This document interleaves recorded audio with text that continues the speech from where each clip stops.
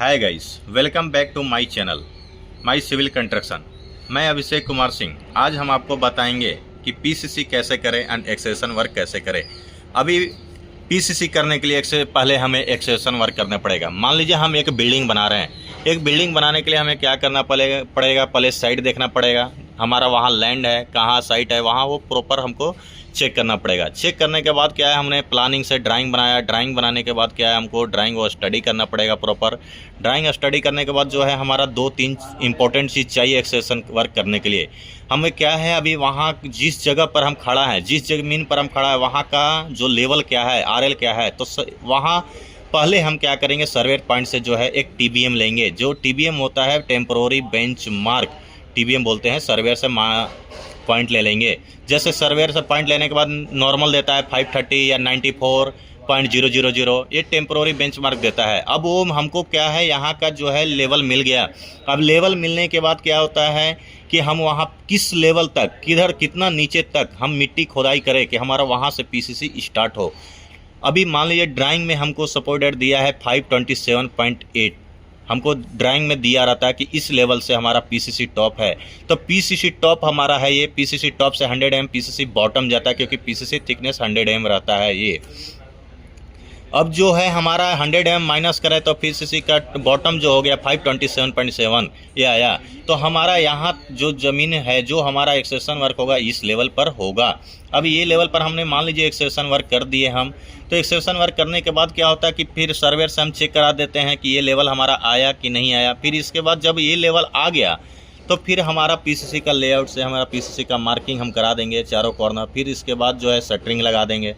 Shuttering लगाने के बाद जो है हमारा पहले क्लाइंट से पास कराना पड़ता है। क्लाइंट से पास कराने के लिए हमें क्या होता है कि यहाँ पे लेवल लेना पड़ता है कि कितना क्वांटिटी कंक्रीट आया, कितना हमारा एवरेज के हिसाब से क्वांटिटी निकालते हैं। अब जैसे मान लीजिए 1 है, यहाँ पर हम एक पीसीसी का बॉक्स ले लिए।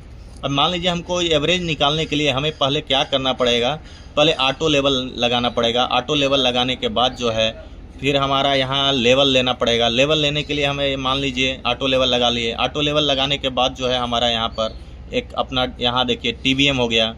अपना टीबीएम जो हम लिए थे 531.8 हो गया। टेम्पररी बेंचमार्क सर्वेयर पॉइंट देता है ये। अब सर्वेयर पॉइंट जहाँ देता है वहाँ हम लोग स्टाफ रखते हैं, स्टाफ रीडिंग पढ़ते हैं। तो स्टाफ रीडिंग जो हो गया 0.220 हो गया। अब जहाँ अलग अलग लेवल आता है, अभी मान लीजिए हमारा ये लेवल आया, तो अभी हम इसको टीबीएम प्लस बैक साइड करेंगे तो एचआई निकलेगा। एचआई मतलब हाइट ऑफ इंस्ट्रूमेंट। तो 532.020 हाइट ऑफ इंस्ट्रूमेंट आया हमारा ये। अब आरएल हमको क्या है, पीसीसी का टॉप जो है 527.7 अपना बॉटम है। अब पीसीसी जो है 527.8 है। अब जो है ये आपको पीसीसी जो टीओसी है, पीसीसी बॉटम हो गया, ये आरएल हो गया आपका। तो हाइट ऑफ इंस्ट्रूमेंट अब माइनस आरएल, तो 4.220। अभी पीसीसी आप कांकेट कीजिएगा तो पीसीसी टॉप जो स्टाफ रीडिंग आएगा 4.220 आएगा। अभी हमको एवरेज निकालने के लिए क्या करना पड़ेगा, अभी मान लीजिए ऑटो लेवल लगाएं। जहां पर हमारा पीसीसी बॉटम है वहां का जो है स्टाफ रीडिंग पढ़ेंगे। स्टाफ रख के चारों कॉर्नर, पांचों कॉर्नर, जितना भी लेवल ले सकते हैं ले लेंगे। वहां मान लीजिए हमारा 5.1 आया, 5 मीटर आया, 4.9 आया, फिर 4.950 आया। तो मान लीजिए हम लोग ये 4 स्टाफ रीडिंग ले लिए। अब हमको हाइट एवरेज निकालने के लिए क्या करना होगा, पहले हमको ये अपना जो 5.1 आया, तो अभी आरएल मतलब मान लीजिए कि आरएल हमको निकालना है। तो आरएल निकालने के लिए हमको क्या करना पड़ेगा, height of instrument minus back side. Height of instrument of minus back side. Height of instrument कितना है, 530.020 है। अब बैक साइड जो हो गया 5.1 हो गया। जैसे 532.020 माइनस 5.1, तो हमारा ये आरएल आया। यहाँ इक्वल टू करने के बाद ये 526.92 आया। तो चारों कॉर्नर पर आरएल निकाल लेंगे। आरएल निकालने के बाद जो है अपना एवरेज निकालने के लिए प्लस कर देंगे। अब मान लीजिए 1 2 3 4 हम एवरेज लिए, 4 स्टाफ रीडिंग लिए थे, तो 1 2 3 4 लिए। तो चारों को प्लस करने के बाद 2108.13 आया। अब इसको एवरेज निकालने के लिए डिवाइड करना पड़ता है। आप जितना स्टाफ रीडिंग लीजिएगा उतना से डिवाइड कीजिएगा। मैंने 4 लिया था, 1 2 3 4 से डिवाइड किया तो 527 पीसीसी का थिकनेस आया। ये हमारा एवरेज लेवल आया। तो अब एवरेज लेवल ये आ गया। हमने क्या किया, इसमें हमको 100 mm का पीसीसी का थिकनेस था, बाकी एक्सटेंशन हमारा ज़्यादा हो गया। तो इसको आगे हम प्रोसेस क्या करेंगे, मान लीजिए हमारा कि अभी तो 200 का कम रहता, 200 तक रहता, तो पीसीसी का पूरा सॉलिड कंक्रीट करेंगे, सॉलिड कंक्रीट कर देंगे। अगर 200 से ज़्यादा रहा तो प्लम कंक्रीट होता है।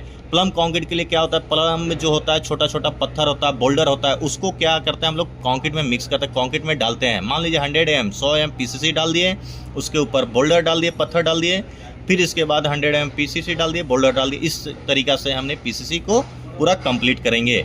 अब पीसीसी का एवरेज हमारा आ गया। अब अगला प्रोसेस जो होता है कि क्वांटिटी, कि कितना क्वांटिटी एक फुटिंग में, एक पीसीसी में कितना क्वांटिटी आएगा। अब क्वांटिटी मान लीजिए ये पीसीसी जो है यहाँ ले लिए 4 मीटर बाई 3 मीटर 200 है। क्वांटिटी निकालने के लिए L into B into H होता है, L into B into H होता है। L जो हो गया हमारा ये हो गया, B इंटू हो गया ये हो गया, H हो गया जो हमारा पीसीसी का थिकनेस हो गया। अब मान लीजिए 4 मीटर हो गया L, B हो गया 3.2 हो गया, हाइट मतलब डेप्थ हाइट जो 527 हो गया। तो अब इसका इंटू करने के बाद 6.745 MQ कंक्रीट हमारा आया, कंक्रीट आया। अब इसका क्या होता है, 60% कंक्रीट होता है, 40% प्लम होता है। तो अपना 200 से अबव रहे तो प्लम कंक्रीट करेंगे, अगर 200 तक रहे तो सॉलिड कंक्रीट कर सकते हैं। अब हमारा क्या हो गया, 6.745 आया, तो इंटू करने 0.6 करें तो 4.047 MQ कंक्रीट हमारा यहाँ आया। तो ये हमारा कंक्रीट हो चुका है। अब क्या है, पीसीसी कंक्रीट करने के लिए हमारा ग्रेड होता है। ग्रेड हमारा होता है M10, पीसीसी में M15 होता है। तो हमारा ये दो हो पीसीसी कंक्रीट का ग्रेड होता है। अब हमारा M10 का जो रेशियो होता है, रेशियो में होता है 1/3/6 होता है। M15 जो होता है 1/2/4 होता है। ये हमारा अपना पीसीसी M10 M15 का रेशियो हो गया। तो इस हिसाब से हम कंक्रीट करेंगे। अब मान लीजिए हमारा पीसीसी कंप्लीट हो गया। पीसीसी कंप्लीट होने के बाद क्या होता है कि ये मान लीजिए पीसीसी हमारा कंप्लीट हो गया। पीसीसी कंप्लीट होने के बाद जो होता है ये फिल हो गया। इसके बाद जो होता है हम लोग आगे फुटिंग बढ़ाने के लिए, फुटिंग करने के लिए, तो हमारा एक HDPE सीट होता है जो उसको बोलते हैं वाटर प्रूफिंग। वाटर प्रूफिंग करने के लिए हमारा सीट होता है, ये अपना वाटर प्रूफिंग से इन्फॉर्म करेंगे, वो वाटर प्रूफिंग करेंगे। इससे वाटर प्रूफिंग करने से पहले क्या होता है, अपना फुटिंग का पॉइंट होता है, सर्वे पॉइंट से हमको लेना पड़ेगा कि हाँ यहाँ से यहाँ फुटिंग हमारा चालू होता है। ये लेने के बाद HDPE सीट को जो है अपना बिछा देते हैं पॉइंट के हिसाब से। इसको इसलिए बिछाते हैं क्योंकि नीचे का जो पानी होता है जो ऊपर फुटिंग के ऊपर ना आए, नीचे का पानी जो होता है नीचे ही रह जाए, इसलिए हम लोग HDPE सीट जो है डालते हैं। और जो एक चीज़ और बेनिफिट होता है कि जो हम लोग सरिया फुटिंग के लिए सरिया बांधते हैं तो उसका जो होता है ऊपर पानी नहीं आने देता है, सीट रोक देता है। अगर मान लीजिए अगर पानी ऊपर आया तो सरिया में जो है स्टील जो टच होगा तो रेसस हो जाएगा, जंग पकड़ लेगा, इसलिए स्टील को भी सेफ रखता है, इसलिए हम लोग HDPE सीट करते हैं। अब हमारा ये पीसीसी होने के बाद जो है अगला जो है अपना सर्वेयर पॉइंट से या मान लीजिए स्पेस से अपना क्लाइंट से चेक कराने के बाद जो है राफ्ट अपना स्टील वर्क अपना कर सकते हैं फुटिंग के लिए। अब मान लीजिए कर दिए, अपना पीसीसी हो गया, तो फुटिंग के लिए आगे का प्रोसेस हम कर सकते हैं। Thank you. एंड इस चैनल को सब्सक्राइब करें एंड लाइक करें एंड कमेंट करें। Thank you.